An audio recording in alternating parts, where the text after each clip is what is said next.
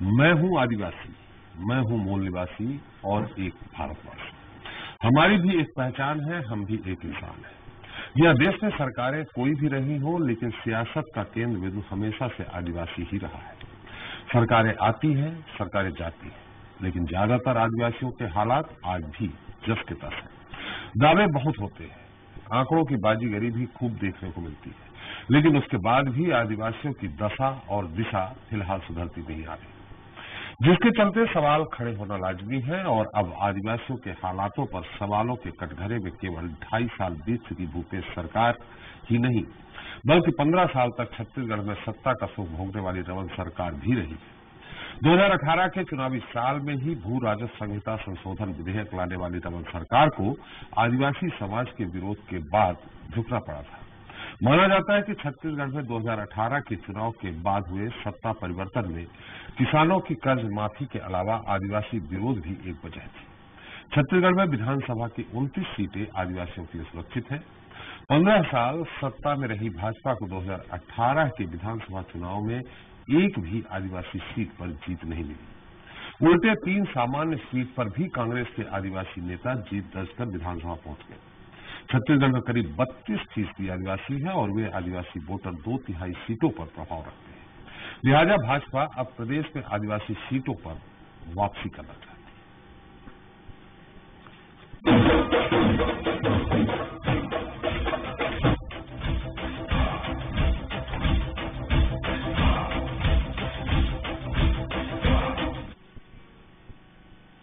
तो आज विश्व आदिवासी दिवस है। ये दिन आदिवासियों को समाज के मुख्य धारा से जोड़ने और आगे बढ़ाने के लिए प्रयासों का संदेश देता है।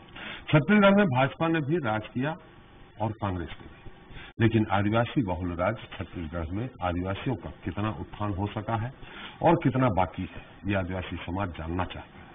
और ये भी जानना चाहता है कि वही आदिवासी राजनीतिक पार्टियों के लिए केवल वोट बैंक तो नहीं। देख लेते हैं उससे पहले एक रिपोर्ट।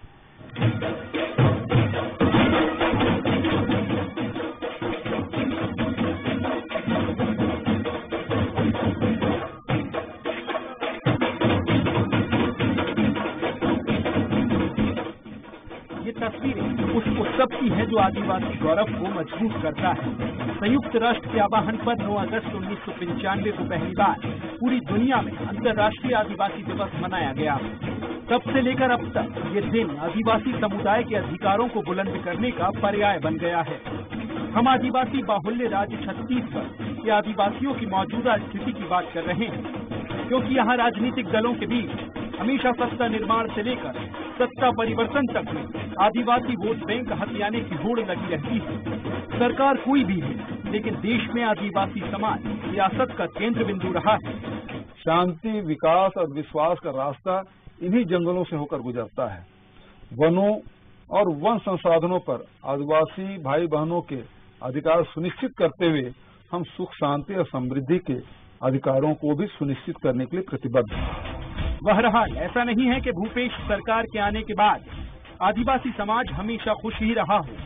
जब बस्तर के बेलाडीला में नंदराज पहाड़ में माइनिंग के विरोध का बहुचर्चित किस्सा, विपक्ष ने इस मामले पर आदिवासी विरोध के मुद्दे को जमकर भुनाया है, लेकिन सवालों के कटघरे में केवल 2.5 साल की बीत चुकी भूपेश सरकार ही नहीं है, बल्कि 15 साल तक छत्तीसगढ़ में सत्ता का सुख भोगने वाली रमन सरकार भी रही है। आदिवासी समाज आज रोड पे है। सर्व आदिवासी समाज के लोग भी विभिन्न ब्लॉकों में ब्लॉक स्तर पे धरना प्रदर्शन में बैठे थे। इससे ये उजागर होता है कि कांग्रेस सरकार की नीतियों से आदिवासी समाज आज नाराज है, अपने आप को आहत महसूस कर।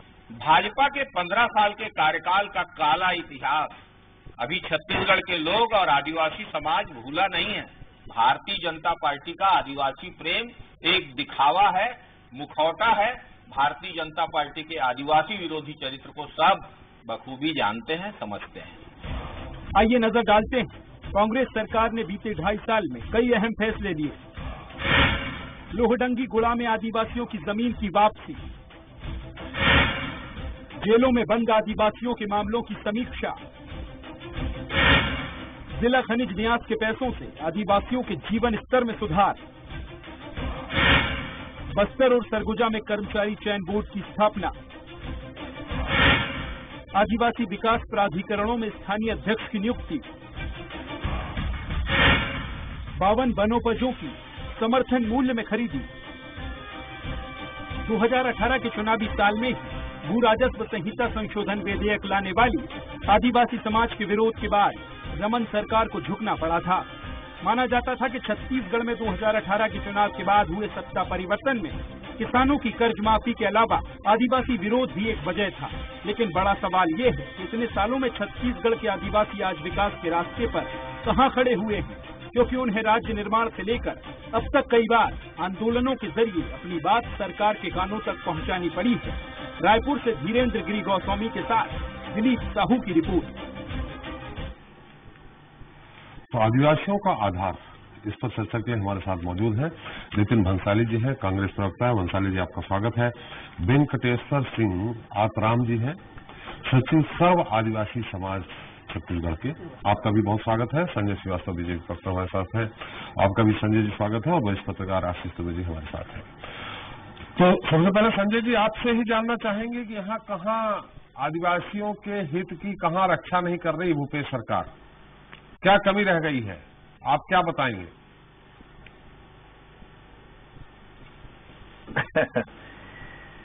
देखिए त्रिपाठी जी, क्या कर रही है, इस पर यह सवाल है। और मुझे ऐसा लगता है कि बीजेपी के प्रवक्ता होने के नाते मुझे बोलने की आवश्यकता बहुत ज्यादा नहीं है जी। ये तो तमाम जो छत्तीसगढ़ की 32% जो आबादी जो छत्तीसगढ़ की है जी, वो छत्तीसगढ़ की आबादी ही बता रही है कि वास्तव में कांग्रेस की सरकार का जो चरित्र है हमेशा से देश की आजादी के बाद से कि ये कहते ज्यादा है करते कम है जी। ये टाटा की जमीन की वापसी करते हैं, ये तेंदुपत्ता की संग्राहकों की बात करते हैं, लेकिन वास्तव में धरातल आदेश निकालना इनकी एक आदत बन गई है।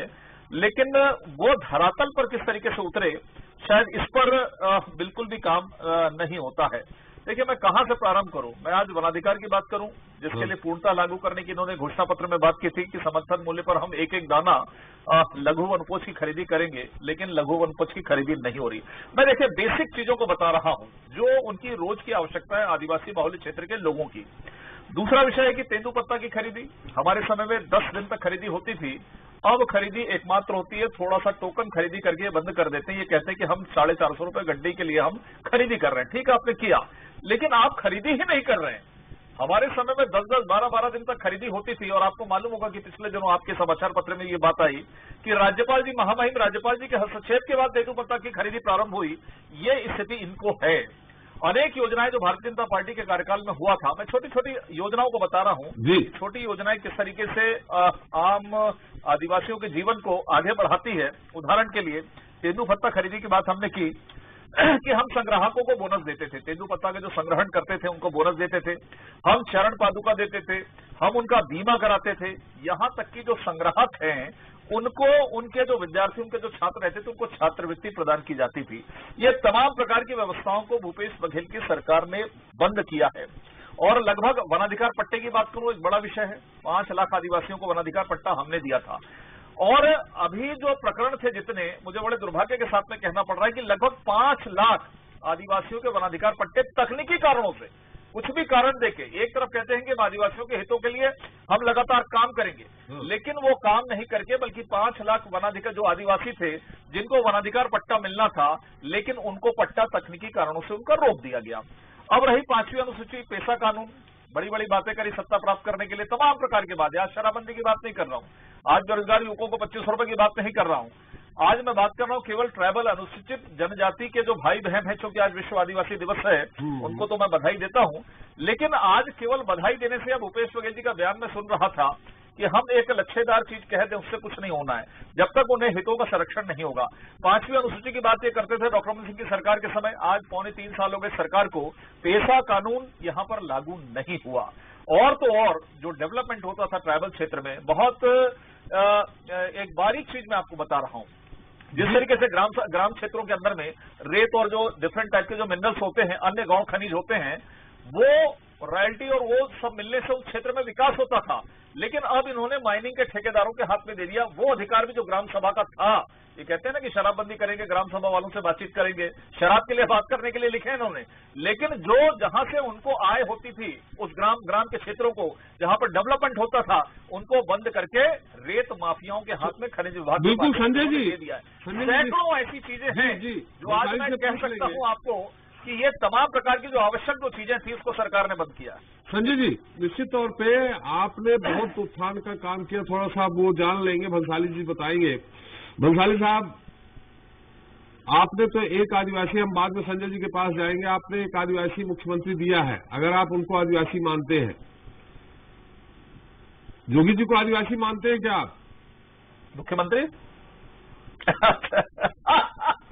ये मामला तो कोर्ट में आज मुझे को लग रहा है डिबेट तो आदिवासियों के विषय में किया जाना है। उस विषय पर मेरे हिसाब से बात करें तो सबसे पहले मैं प्रदेशवासियों को विश्व आदिवासी दिवस की आपके चैनल के माध्यम से बहुत सारी शुभकामनाएं प्रेषित करता हूं। साथ ही ये बताता हूं कि इन 15 वर्षों में आदिवासी भाई जो हमारे एक परायापन जो महसूस कर रहे थे, अभी इन 2.5 वर्षों के भूपेश बघेल जी के शासनकाल में एक अपनापन महसूस कर रहे हैं। जैसा कि अभी संजय श्रीवास्तव जी कह रहे थे कि इन्होंने हमने ये योजना चलाई, वो योजना चलाई, इन्होंने बंद कर दिया। इन्होंने यदि इतना काम किया तो मैं ये पूछना चाहता हूँ आदरणीय त्रिपाठी जी कि प्रदेश में 29 सीटें हैं आदिवासियों के लिए आरक्षित, एक भी सीट में भारतीय जनता पार्टी का नेता विधानसभा का चुनाव नहीं जीता।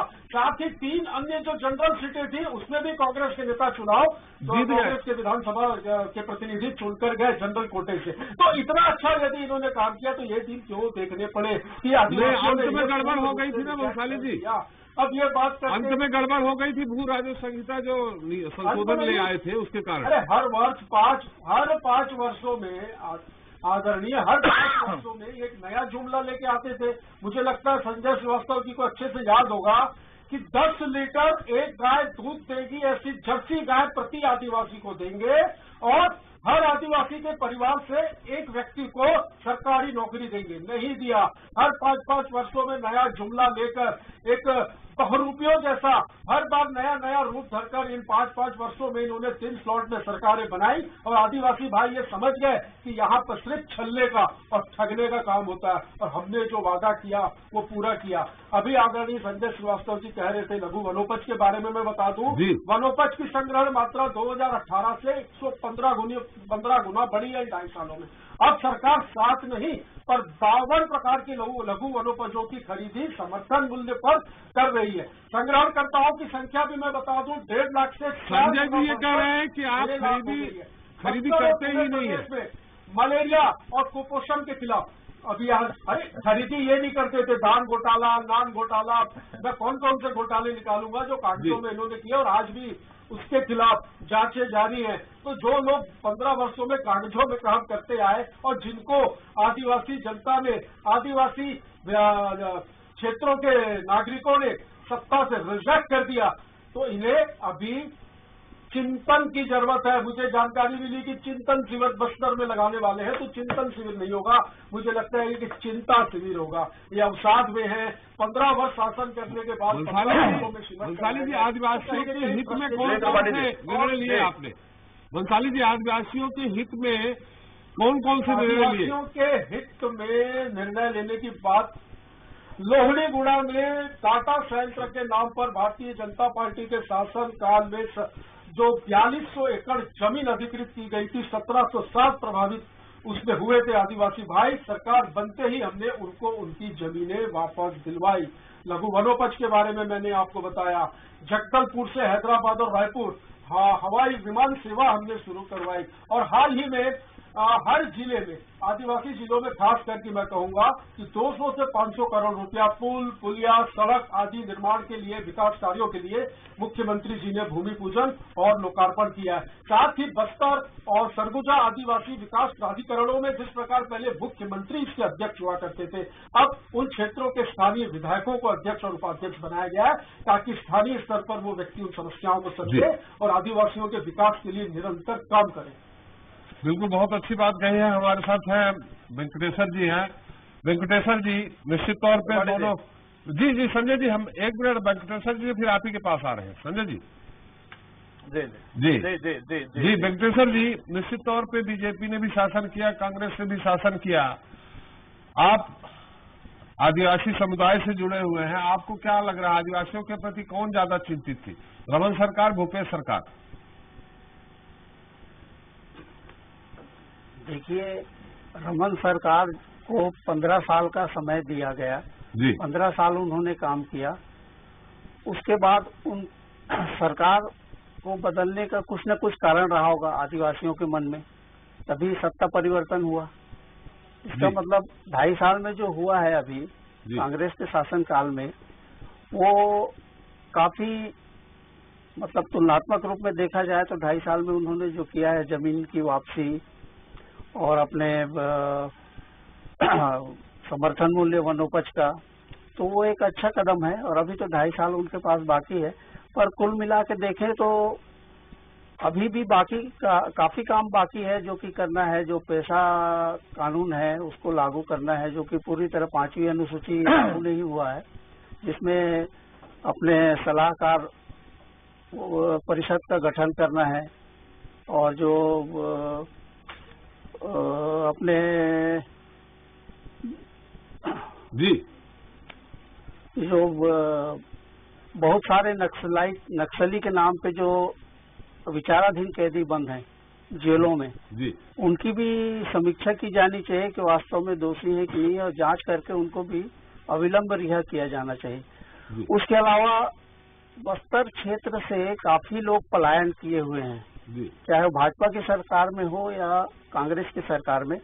उसके लिए एक सर्वे करने के लिए एजेंसी नियुक्त किया गया था रविशंकर विश्वविद्यालय को, मगर उसकी जांच आज तक नहीं आई है कि उस मामले में क्या हुआ। ये कब नियुक्त किया गया था, कहाँ तक प्रगति हुई, जी कब नियुक्त किया गया है? रिपोर्ट भी शीघ्र, ये करीब हो गए, भाजपा शासन में ही नियुक्त किए गए थे।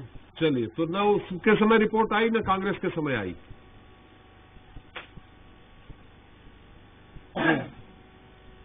जी भंसाली जी, आप कुछ कहना चाह रहे हैं? संजय जी, आ रहा हूं मैं आपके पास। जी अभी ये जो मुकदमे जो दर्ज थे आदिवासियों के, इसके बारे में अभी हमारे आदिवासी समाज के भाई कह रहे थे। इस विषय में आपको बताऊं आदरणीय त्रिपाठी जी कि आदिवासियों पर झूठे प्रकरणों की वापसी के लिए पटनायक समिति का गठन कर 944 व्यक्तियों के खिलाफ 718 प्रकरण भूपेश सरकार ने वापस लिए। 1124 प्रकरणों में 218 आदिवासी मुक्त भी हुए। तो ये प्रक्रिया जो है सतत जारी है। मैं ये भी बता दूं कि 15 वर्षों में भारतीय जनता पार्टी के शासनकाल में 1442 नागरिक बस्तर में मारे गए नक्सलवादी हमलों में। कई जवान मारे गए, उसके तो डाटा ही मैं अगर निकालने बैठूं तो एनसीआरबी के आंकड़े ये बताते हैं कि छत्तीसगढ़ नक्सलवादी घटनाओं के मामले में, बस्तर मतलब यही समझा जाता था जो व्यक्ति छत्तीसगढ़ आता था कि रायपुर तक को लोग ये समझते थे कि हम आए हैं तो यहाँ पर नक्सलाइट होंगे। 4 ब्लॉकों तक ये सीमित था नक्सलवाद। इन 15 वर्षों के इनके शासनकाल की देन है, ये 14 जिलों तक पहुंच गया है। बहुत दुख की बात है। उसके बाद भी ये विकास की बात करते तो इससे ज्यादा शर्मनाक कुछ नहीं है। आज ये आदिवासी हितैषी जो बन रहे, ये स्वार्थ की वजह से बन रहे हैं। इन्हें कहीं न कहीं ये लग रहा है कि आदिवासियों को फिर ये कोई जुमला दिखाकर, कोई सपने दिखाकर वश में करेंगे, लेकिन ये संभव नहीं। चलिए, संजय जी कुछ कहना चाह रहे हैं? संजय जी, एक मिनट, हम आशीष जी से एक टिप्पणी ले लें, शायद वो बेहतर टिप्पणी दे सकते हैं। आशीष जी। जी जरूर जी। आपने सुना, बीजेपी सुना, कांग्रेस सुना, आदिवासी समुदाय के जो हमारे प्रतिनिधित्व करते हैं वेंकटेश्वर जी, उन्होंने भी अपनी बात कही।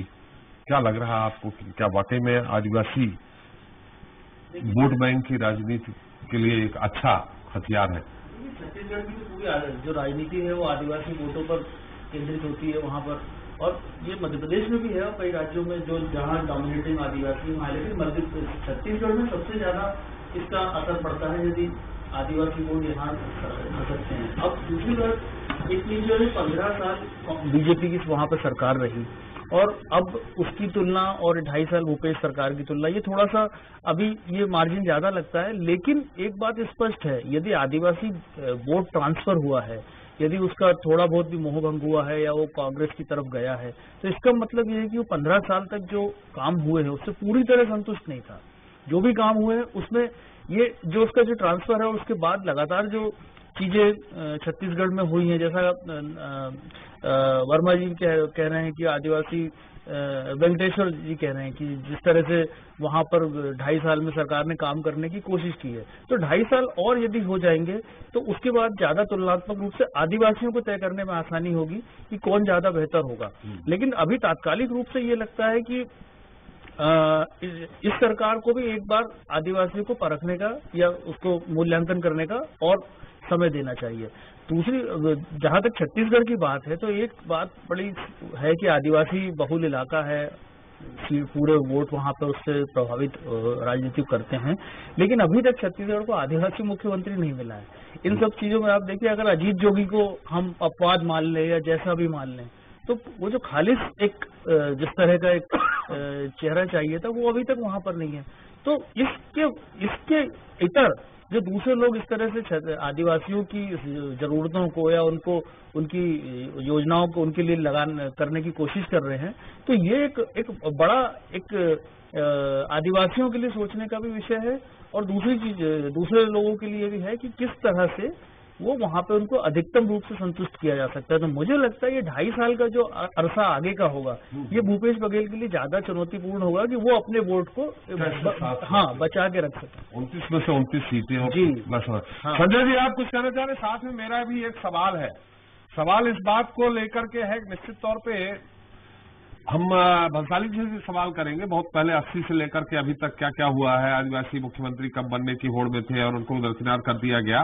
लेकिन आपने भी 15 साल में, देखिए, नेता प्रतिपक्ष आपके 2000 में बनाए गए थे नंद कुमार साय, काफी लड़ाई झगड़ा भी हुआ था, आप भी जानते हैं। वो मोदी जी ही प्रभारी भी थे, लेकिन 15 साल में आदिवासी मुख्यमंत्री आपने नहीं दिया।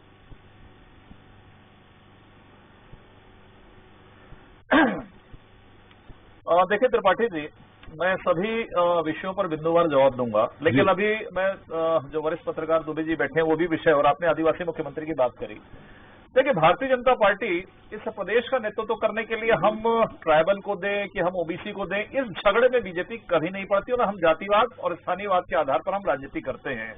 इस देश ने पिछले 50 माफ करिएगा, मैं टोक रहा हूँ, माफ करिएगा, प्रदेशों के अंदर माफ करिएगा संजय जी, मैं आपको याद दिलाना चाहता हूँ, जब नेता प्रतिपक्ष नंद कुमार साय जी को बनाया गया था, तब आपके वहाँ जो भी वरिष्ठ नेता दिल्ली से आए थे, मैं भी उपलब्ध था, ब्रिजमोहन जी की बात को लेकर आए थे, तो उन्होंने कहा मैं छत्तीसगढ़ आदिवासी बहुल्य क्षेत्र है, यहाँ आदिवासी नेता हम देंगे, ये कहा था आपके वरिष्ठ नेताओं ने।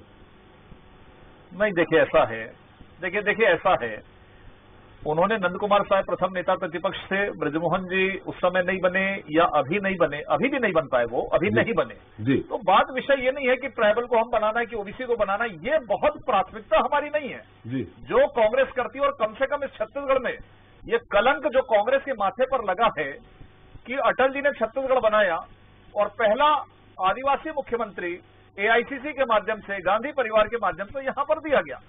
बाद में इनका झगड़ा है कि कौन नकली कांग्रेसी कौन असली कांग्रेसी, जिससे छत्तीसगढ़ शर्मसार हुआ। कम से कम भारतीय जनता पार्टी इस तरह की राजनीति को नहीं करती है ईमानदारी के साथ में। पहली बात, यदि मूल आदिवासी आदिवासी है, सवाल ये दूसरों को करते हैं, जोगी परिवार से, बीजेपी से। अरे भाई, प्रश्न करो आप सोनिया गांधी से, राहुल गांधी से कि भैया ये कौन सा आदिवासी हमको दे दिए थे जिसको हमको ये बताना पड़ रहा है कि नकली आदिवासी है। उन्होंने तो दिया, आपने तो दिया ही नहीं। तो मुझे उस आदिवासी सर सुनिए, नहीं सर, ऐसा नहीं चाहिए ना छत्तीसगढ़ को कि नकली, वही कांग्रेस पार्टी जो दे रही है उसी को सफाई देनी पड़ रही है, क्यों नकली है। ये स्थिति कम से कम न हो प्रदेश की जनता के बीच में। दूसरा विषय जो अभी भंसाली जी कह रहे थे कि भैया 29 के 29 हम हार गए, कोई दिक्कत नहीं, 29 के 29 हार गए, 15 साल हम हैं, 15 साल आपको विपक्ष से आने में लग गया है, फिर आप यदि गड़बड़ करोगे तो 15 साल फिर आप जाओगे विपक्ष में। लेकिन आप 6 महीने में विश्वास खो दिए।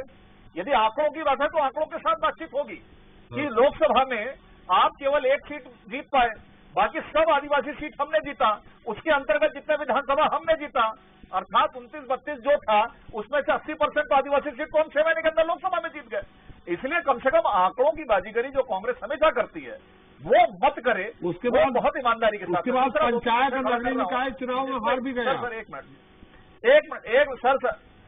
सर, एक मिनट सर, नगरीय निकाय या पंचायत या सरपंच और पंच में जाएंगे तो नहीं, तो एक मिनट भंसाली जी एक मिनट, संजय जी की बात आ जाए। विषय देखिए, जी चुनाव जो प्रमुख रूप से होते हैं विधानसभा, और उसको मानते हैं। यदि बात करना तो हम पंच के आंकड़े को भी ले बैठ के, हमारे पंच इतने, तुम्हारे सरपंच कितने हैं, तो मुझे लगता है ये विषय नहीं है। दूसरा जो ये कह रहे थे कि भैया लोहंडीगुड़ा, ये बार बार 2.5-3 साल से लोहंडीगुड़ा, ठीक आपने किया, धन्यवाद देते हैं, स्वागत करते हैं।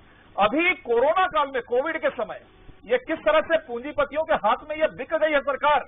मेरा खुला आरोप है आपके चैनल के माध्यम से कि नारायणपुर जिले के चपका गांव, जहां एक प्राइवेट फैक्ट्री लगना है, 12 गांवों की जमीन धारा 144 लगने के बाद वहां पर उनको देने के लिए ग्राम सभा बुलाई गई, आयोजित की गई कोविड के समय, और 165 लोगों को गिरफ्तार किया गया।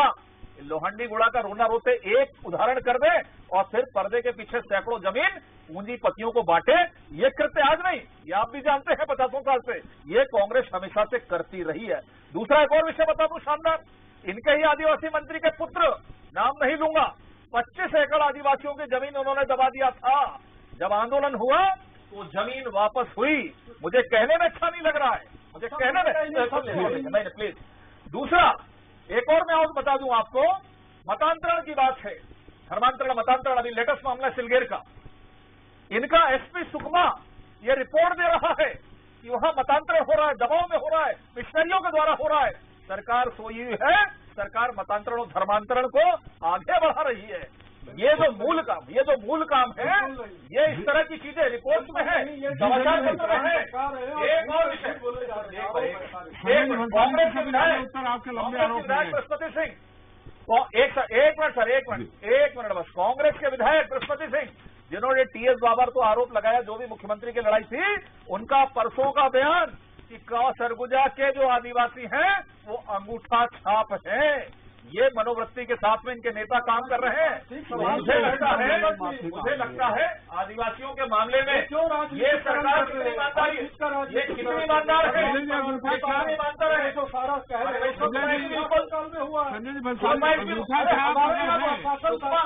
अरे भैया सुकुमार जी मतलब है कि वो इतना बोल रहे हैं, आज के समय तो कौन सुपर सीएम होता था, कौन सरकार चलाता था, ये सब करिए, क्यों गलत है तो क्यों सही है, मामले की जांच करेंगे, आप लोगों के जैसे चलाएंगे वाला मामला, ये यहाँ पर सारी चीजों को किया जाता है। यदि कोई कैद समय तो वहाँ के लोगों से वहाँ पर दबाव बनाकर कैद खुलने के आपके बहुत सारे आरोप हो गए। भंसाली जी आप संजय जी ने जो क्रमबद्ध आरोप लगाया है उसका उत्तर दे दीजिए। मीडिया है, मीडिया भंसाली जी संक्षेप में उत्तर दे दीजिए। आरोप निराधार और झूठे हैं जी। मैं संक्षेप में उत्तर दे रहा हूँ कि नागपुर के आरएसएस कार्यालय ये तो कोई विषय नहीं ट्रेनिंग मिलती है, अगर किसी भी चीज को, मैंने क्या कहा, जमीन से तो ये साफ हो चुके हैं। 29 सीटों में मुझे बताया कितने विधायक इन्होंने जीते, इतने वादे यदि पूरे किए थे, इतना यदि काम किया था, इतनी यदि जर्सी गाय दी थी, इतना यदि किसी आदिवासी परिवार के एक व्यक्ति को नौकरी दी होती तो शायद आज ये विपक्ष में नहीं होते। और इतनी बुरी तरीके से इनको आदिवासी भाइयों ने रिजेक्ट किया है कि 29 में से एक सीट भी नहीं जीते हैं, तो इनके लिए तो डूब मरने जैसी स्थिति है, कुछ बोलने जैसी स्थिति भी नहीं है। आज बस्तर हो चाहे आदिवासी क्षेत्र हमारे सरगुजा हो, विकास के पथ पर अग्रसर है और बचे 2.5 साल जो है हमें इन्हें फोकस करके चलना है। और बीजेपी को आने वाले 20 सालों में बीजेपी ये मान के चले कि स्वप्न में भी न सोचे कि वो सत्ता में वापस होगी, क्योंकि आदिवासियों के साथ जो अत्याचार इन 15 वर्षों में हुआ है उसका जवाब सोचने पे आप कैसे प्रतिबंध लगा सकते हैं भाई, के माध्यम से आदिवासी भाई सोचने पे कैसे प्रतिबंध लगा सकते हैं, परिणाम तो अलग चीज है, सोचने की अलग बात है। लेकिन संजय जी जी पुलाव बहुत अच्छा लगा जी देखिए, जितने सवाल हुए उस सवाल पर तकनीकी रूप से एक जवाब नहीं आया। एक सामान्य भाषण जो होता है वो भाषण दे दिए कि जीत गए हार गए नहीं आ सकते। तो मुझे लगता है यही कमी है सरकार में, यही कमी है। क्यों कोविड के समय चपका गांव में वहां पर ग्राम सभा में लोगों को बुलाया गया 12 गांव, मुझे जवाब चाहिए। 144 लगा, कोविड लगा, क्यों सुनवाई हुई, जन सुनवाई, 165 लोगों को क्यों गिरफ्तार किया गया, आदिवासियों को, सवाल का जवाब नहीं। अरे क्यों नहीं किया, रिकॉर्डेड है। संजय जी समय समाप्त हो गया है, बोलते हैं तो संजय जी समय समाप्त हो गया। हमारे आशीष जी बहुत संक्षिप्त टिप्पणी करना चाह रहे हैं। संजय धन्यवाद। ये पूछना चाह रहा हूँ कि आदिवासियों की चिंता सारी दोनों पार्टी आप लोग कर रहे हैं, लेकिन क्या आपका अगला रोड मैप क्या है? आपने कौन सा आदिवासी नेतृत्व भाजपा ने वहाँ उभारा है? वो कौन नेता है जो वो आगे भले सीएम का फेस ना हो लेकिन एक प्रमुख फेस हो आदिवासी चेहरे का? और यही कांग्रेस में भी है, कांग्रेस में पीसीसी चीफ है हालांकि, लेकिन ये दोनों पार्टी की एक्सरसाइज क्या है, मैं ये समझना चाहता हूँ। बिल्कुल समय समाप्त हो गया है। ये एक उनकी सोच जो है आगे को पीसीसी चीफ विष्णुदेव साय हैं जी, और उनके यहाँ भी शायद उनको जानकारी नहीं है। नहीं, कांग्रेस में भी मर्काजी क्या है आप जानते हैं? विष्णुदेव का बीजेपी के जो प्रदेश अध्यक्ष है, बीजेपी के प्रदेश अध्यक्ष। कांग्रेस को अभी भी बहुत कुछ करना बाकी है। अरे वो भी विष्णुदेव साय प्रदेश अध्यक्ष, रेणुका सिंह मंत्री। क्या किया रेणुका सिंह जी ने? क्या किया रेणुका नहीं है? आप लोगों ने सरकार के जैसे ये 9 संसद एक महीने मिला करके पर्दे का समय समाप्त हो गया। खाली जी बहुत बहुत धन्यवाद आपका, संजय जी आपका और वेंकटेश्वर जी आपका हमारे साथ चर्चा में जुड़ने के लिए। तो यह बात तो स्पष्ट है कि चाहे कांग्रेस हो या भारतीय जनता पार्टी, सभी ने सत्ता पर रहते हुए आदिवासियों के उत्थान के बड़े बड़े दावे किए, लेकिन छत्तीसगढ़ की 2/3 विधानसभा सीटों पर अपनी मौजूदगी दर्ज करने वाले आदिवासी दोनों ही दलों के लिए वोट बैंक ही साबित हुए। जो काम किए गए उसे तो दल गिनाएगा ही, लेकिन बड़ा सवाल यह है कि इतने सालों में छत्तीसगढ़ के आदिवासी आज भी विकास के रास्ते पर कहां खड़े हुए? क्यों उन्हें अपने हक के लिए आवाज बुलंद करनी पड़ी? आंदोलन के जरिए अपनी बात सरकार के कानों तक पहुंचाने की नौबत आखिर आई। खैर, छत्तीसगढ़ से